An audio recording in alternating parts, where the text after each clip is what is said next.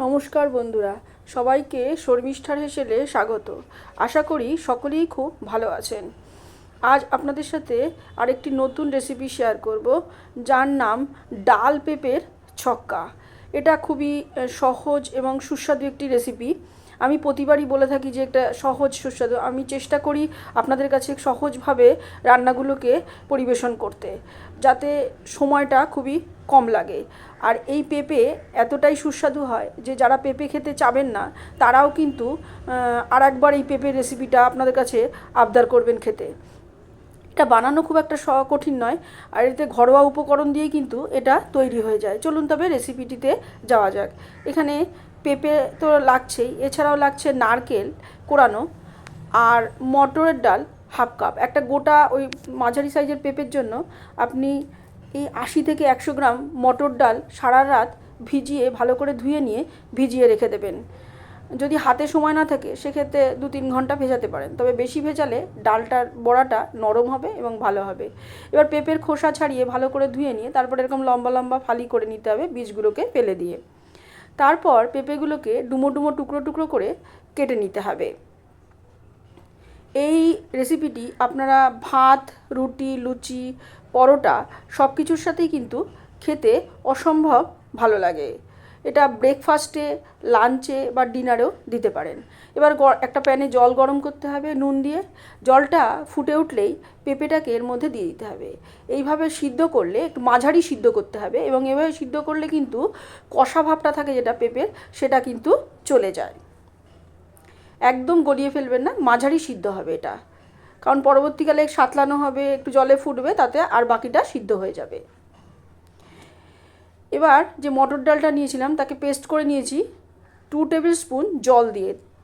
তারপর দিয়ে দিলাম 1 টিস্পুন আদা গ্রেট করা, 2টো লঙ্কা কুচি আর পরিমাণ মতো নুন। এইবার একে দিয়ে ভালো করে মাখিয়ে নিতে হবে। আপনারা চাইলে একটু হাত দিয়ে ফেটিয়েও নিতে পারেন, তবে যেহেতু জল দিয়ে বাটা হয়েছে এবং অনেকটা সময় ভিজেছে, সেই জন্য বড়াগুলো নরমই হবে।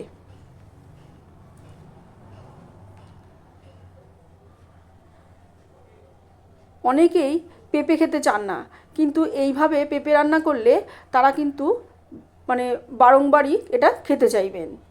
এবার একটা মশলা তৈরি করতে হবে।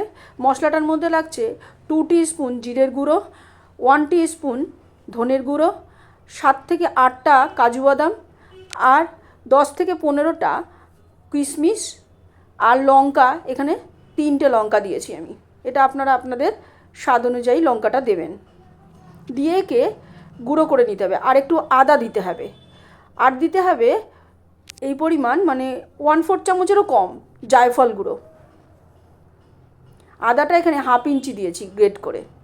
তারপর একটা পেস্ট তৈরি করে নিতে হবে, আর একটু জল দিয়ে পেস্টটা তৈরি করে নেবেন। এবার কড়াইতে বেশ খানিকটা সর্ষের তেল দিতে হবে। আপনারা চাইলে রান্নাটা রিফাইন্ড অয়েলে বা সাদা তেলেও করতে পারেন, কোনো অসুবিধা নেই।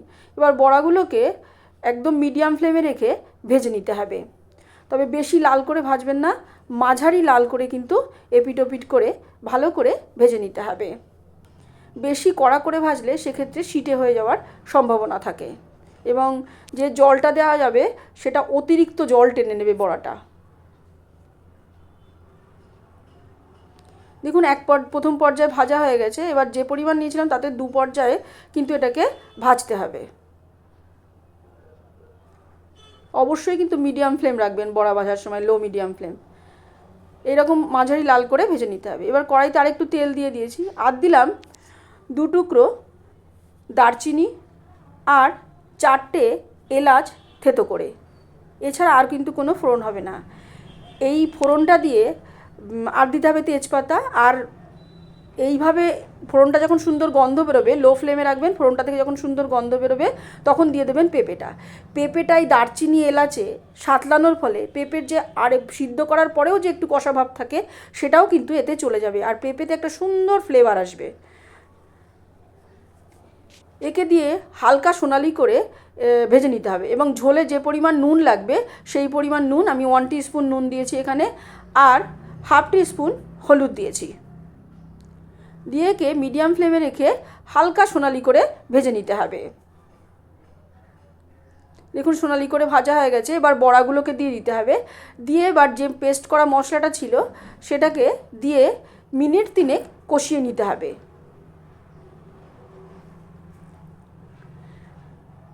আর দিতে হবে কাশ্মীরি লঙ্কার গুঁড়ো।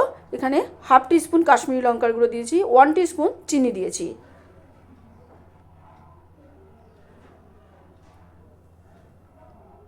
আপনারা যারা আমার চ্যানেলের নতুন বন্ধু, এখনও চ্যানেলটি সাবস্ক্রাইব করেননি, রান্নাগুলো যদি আপনাদের ভালো লেগে থাকে তাহলে চ্যানেলটি সাবস্ক্রাইব করবার অনুরোধ রইল এবং পাশে থাকা বেল আইকনটি প্রেস করে দেবেন। তাতে নোটিফিকেশানগুলো খুব সহজেই আপনাদের কাছে পৌঁছে যাবে। দেখুন কষানো হয়ে গেছে, 2-3 মিনিট কষানো হয়ে গেছে। এইবার দিয়ে দিতে হবে নারকেল কোড়া। এখানে 1 টেবিল স্পুন নারকেল কোড়া দিয়েছি। নারকেল কোড়াটা বেশি ভাজবেন না, তাতে কি হয় নারকেলের যে দুধটা থাকে সেটা একদম শুকিয়ে যায়, সেক্ষেত্রে খেতে কিন্তু ভালো হয় না। এটা আমি যখন ডালের মুইঠা করেছিলাম সেক্ষেত্রেও কিন্তু বলেছিলাম, আপনারা একবার দেখে নিতে পারেন ডালের মুইঠার ক্ষেত্রেও। নারকেলটা এই সময় হালকা ভেজে নিলে সেটা কিন্তু খেতে টেস্টি হয়। আর আমার চ্যানেল দেখবেন নারকেল ভাজা আছে, সেটাও মাঝারি করে ভাজা, সেটাও কিন্তু আপনারা এরকম ভেজে রেখে এক্ষেত্রে দিতে পারেন। এবার দিতে হবে 1 টেবিল স্পুন টক দই এবং টক দই দিয়ে একদম লো ফ্লেমে মিনিট 2 কষিয়ে নিতে হবে। এবার দিতে হবে গরম জল। কষানোর পরে দিয়ে দিতে হবে গরম জল। এটা একটু মাখা মাখা হবে তরকারিটা, খুব ঝোলা হবে না। আর যেহেতু বড়ায় একটু জল টেনে নেবে সেই জন্য সেই পরিমাণ বুঝে একটু জলটা দেবেন। এবার দেখুন হাই ফ্লেমে রেখে ফুটে গেছে। এবার গ্যাসটাকে একটু কমিয়ে দিতে হবে, কমিয়ে দিয়ে মিনিট 2 ফুটতে দিতে হবে।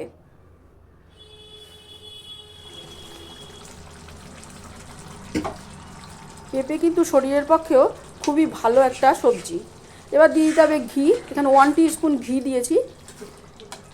দিয়ে এবার গ্যাসটাকে বন্ধ করে দেবো। মিনিট 2 ফোটার পরে ঘিটা দিয়ে দেবেন, তারপরে গ্যাসটা বন্ধ করে দেবেন এবং গ্যাসটা বন্ধ করে দিয়ে দেবেন 1 ড্রপ মিঠা আতর। দিয়ে এটাকে ঢেকে দেবেন। ঢেকে দিয়ে আপনাদের যতক্ষণ সময় হাতে আছে, হয়তো 5 থেকে 10 মিনিট বা 15 মিনিট সেরকম ঢেকে রেখে দেবেন, তাহলে মিঠা আতরের গন্ধটা ওর ভিতর ছড়িয়ে যাবে। তৈরি হয়ে গেল ডাল পেঁপের ছক্কা। আপনাদের যদি রেসিপিটা ভালো লাগে তাহলে একটা লাইক, শেয়ার এবং কমেন্ট করে অবশ্যই জানাবেন আপনাদের কেমন লাগলো। একবার কিন্তু বাড়িতে করবেন, তাতে কিন্তু সবারই কিন্তু খুবই ভালো লাগবে। আজ আসবো অন্য কোনো দিন অন্য কোনো রেসিপি নিয়ে। সবাইকে পুরো ভিডিওটি দেখবার জন্য ধন্যবাদ।